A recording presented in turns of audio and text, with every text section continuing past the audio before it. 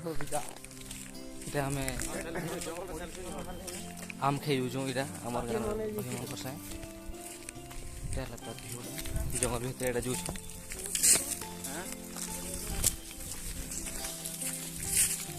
जंगल भितर भितर जीवार पड़सी इटा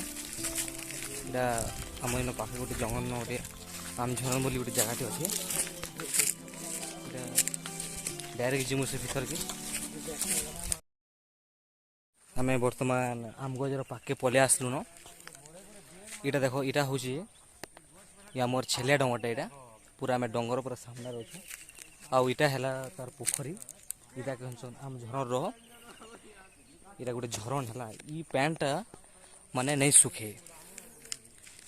खरा मास भी नहीं सुखे इटा देखु तो इटा गाधवाल नहीं भी सुविधा कराई जे आसले न गाधे भी पारबा